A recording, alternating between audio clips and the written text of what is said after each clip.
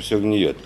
Вот. Ну, получив машину, стал разбираться, бак отвалился, потому что отгнило крепление, глушитель прогорел, приемная труба прогорела.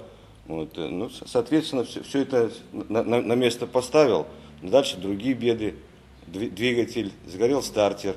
Вот так водитель Новгородского центра социальной помощи семье и детям Виктор Попов рассказывает о своей «Ласточке». Сейчас автомобиль стоит на приколе. Восстановить его непросто, дешевле новый купить, рассказывает Виктор Петрович. Эта «Газель» верой и правдой прослужила центру 10 лет. Работа по городу, совместные рейды с милицией и органами опеки. Социальное учреждение без машины как без рук, сетует директор центра.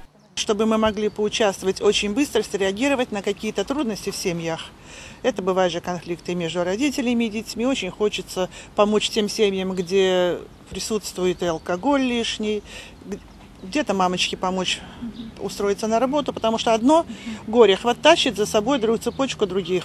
И вот сегодня большой подарок не только для работников Новгородского центра социальной помощи семье и детям. Ключи от новеньких «Газелей» вручили социальным детским учреждениям. Автомобили получили Валдайский, Любитинский, Боровический центры социальной помощи, кризисный центр помощи женщинам, центры психолого-медико-социального сопровождения Старой Руссы и Пестово. Все в рамках областной целевой программы «Семья и дети». Финансовую помощь оказал и Федеральный фонд поддержки детей, находящихся в трудной жизненной ситуации. Более 8 миллионов федеральных рублей было потрачено на покупку именно этого автотранспорта. У новгородских специалистов на новые «Газели» большие планы.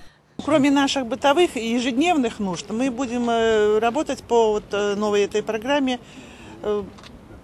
скорая семейная помощь с семьями прямо на дому, по месту жительства и с семьями Новгородского района. Это будут консультации психолога, консультации специалиста по социальной работе, консультации по трудоустройству.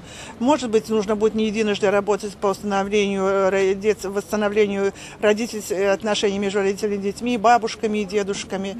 И все эти задачи будут решать так называемые мобильные бригады скорой семейной помощи. Психологи, юристы, специалисты по социальной работе теперь смогут оперативнее реагировать и выезжать по адресу беды.